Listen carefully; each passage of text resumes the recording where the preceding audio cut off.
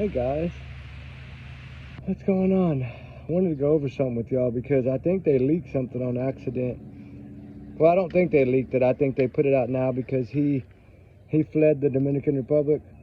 In this case, y'all know what case I'm talking about, right? About Joshua Reeby. They gave us a better timeline here. I found this morning, and I wanted to, while we're on our lunch break, I wanted to come on and show you this. Alright, we talk about, how they followed him on surveillance footage, all that stuff around 4:15 a.m. going down to the beach and all that. And then the other group came back around, 5 a.m., 4:50 a.m., 4:55 a.m., 5 something a.m. they came back. But what it says right now is that we know that about 4:50 a.m. was the last sighting that we had of them in the water. We don't know what happened after that. Now the Dominican Republic is putting out that they have video evidence that shows them in the water. That's what I'm reading. It shocked me too. CBS, put this out. Look. 4:50 a.m. Right there. Seen in the water. 4:50 a.m. Wow. That's huge. It said that the request to be declared deceased is also a way of the parents being able to do more options, legal options like civil suits, things of this nature. So not only, I don't think they're the type that would do that, but I think they just want their daughter found. They're just heartbroken as hell, and they, excuse my language, and they don't know what to do. And it's clearly a heartbreaking situation. We know that. But they did ramp up the search. I'll read that in just a second. I just wanted to put her face up here again while we're talking about her a little bit. Kanachi. It's a heartbreaking story. And that he was surely able to figure out how to get a temp passport to get him to Puerto Rico. I don't know if he's been able to get out of Puerto Rico yet. But I know that he took JetBlue to Puerto Rico. So with that said, you know what I'm saying? Is this it right here?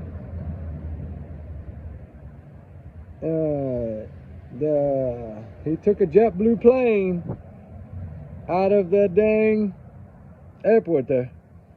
And hey, I want to show you this because I got a local on the ground that works at the resort that I've been communicating with a little bit. He's a very nice guy, actually. Let me see if I can find his photo here. I hope I took it. Might have it on my other phone. I'll post it on the thumbnail because it is on my other phone. Dang it. And I had it too. Yeah, it's on my other phone, sorry.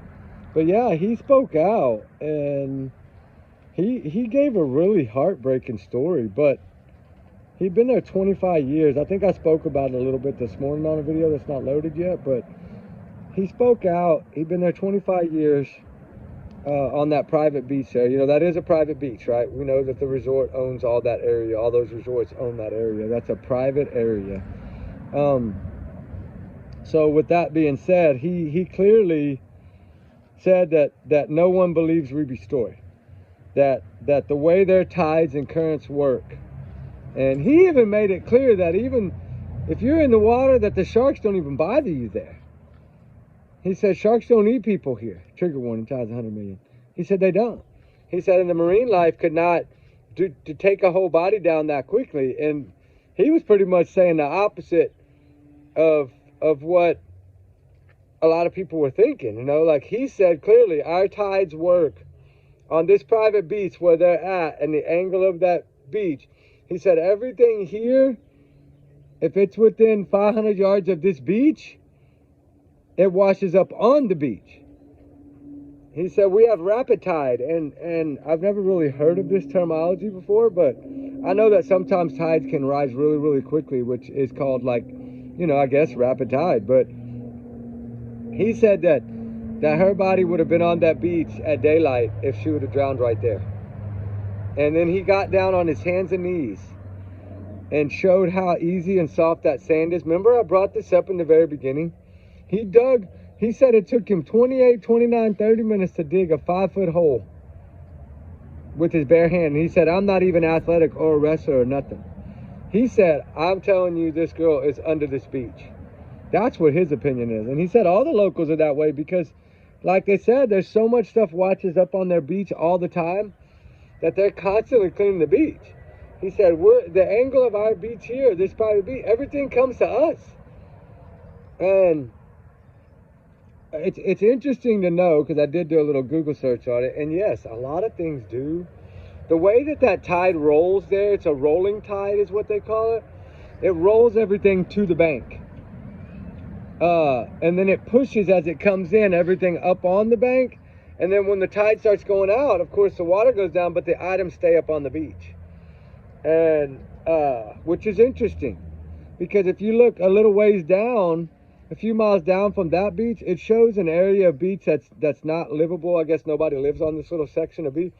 Solid debris all over the beach. So this guy's telling the truth, that things wash up here. Plus he's lived there his whole life, so he knows. And he said there's just no way she would have been found immediately. And he said even the ones that have been sucked out before were washed up anyway on the beach. So it does make sense that what he's saying. And we do know that this kid got out of there really quickly. But what he doesn't understand is she's also an American citizen.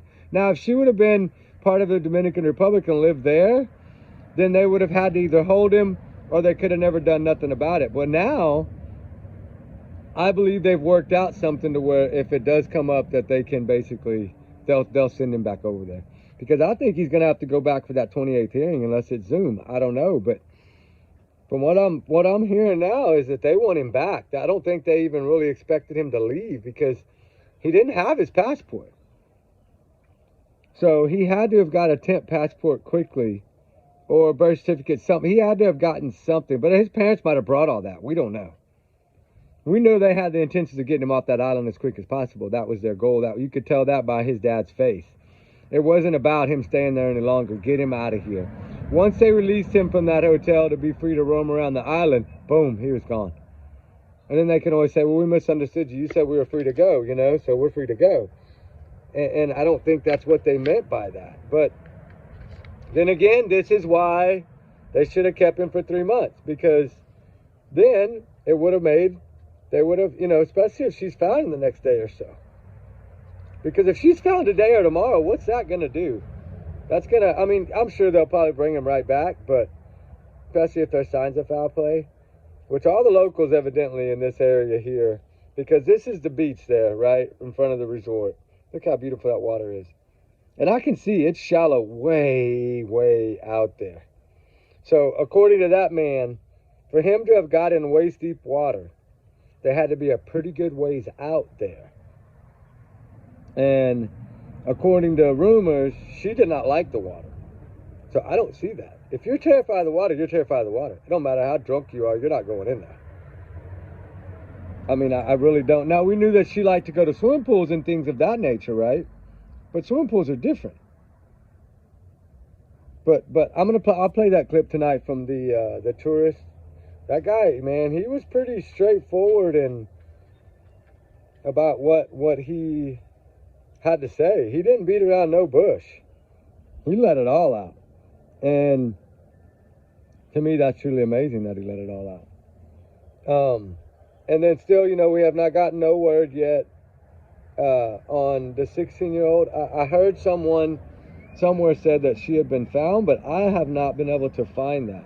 The 16-year-old that's pregnant that we covered the other day, the Amber Alert and stuff or whatever for her, that's with that Day guy, I think, or Gary Day, I believe, the one that kept changing license plates a lot. And you know, I played that clip for y'all this morning because I'm really curious what he says here. If he's saying what I think he's saying, that he was there, it's tricky. I know we're flopping around a little, but I want y'all to hear this again. I need to know. The point is that when you call 911, or what's going through your mind? Well, we were on the phone, and I was like, is he on the other side of the bed? See? What do y'all think? I'm trying to hear it. Look. What's going through your mind? Well, we were on the phone and I was there. I was like, I was there. That's what it sounds like to me. I was there. Like, and then he really changed his tune really fast. And if you watch his face expression, to me, it looks like he's saying, here, let me get the camera down. Look, I'm going to play it in front of y'all. Where y'all can see this. at point is that when you call 911 or what's going through your mind? Well, we were on the phone and I was there. I was like, I was there. I'm telling you, I think he said I was there. God, it's blowing my mind. Y'all help me out, guys. Please, I need every one of y'all. All y'all's big hearts to shine bright and tell me what this says, because I'm partially deaf. But I'm still hearing what I think I'm hearing. And that is, I was there. I'm going to play it one more time. I'm going crazy over this. At point is that when you call 911 or what's going through your mind? Well, we were on the phone and I was there. I was like, he's on the other side of the bed. I don't know, it just sounds to me like I was there. Just like on this one part where she says that she went over here, she went over there, she went by the school and it was too late. I think it's this one. No, that's not it. Hold on. Because to me, that sounded just like she said. I think this is it. Hold on. I got it. I saved it. I think he says I was there. I just can't get over this clip. It's just blowing my mind. I'm sorry to be blowing so much about it. Is this the one I wanted y'all to hear?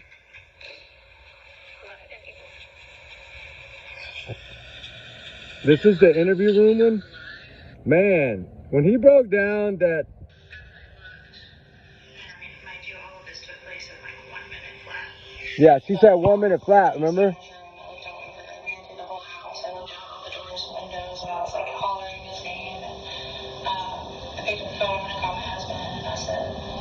But something I really want to talk about, guys, because y'all might take this how I take it, or y'all might not. I was going to wait till tonight, but I really want y'all to tell me what y'all think of this, because clearly, I think that when she was asked about, what led up to it on that day, like, what did y'all do? What did y'all, you know what I'm saying?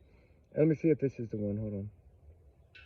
The overall story of Sebastian's disappearance, kind of walk through that day. Walk through that day. Sunday, the day before he went missing.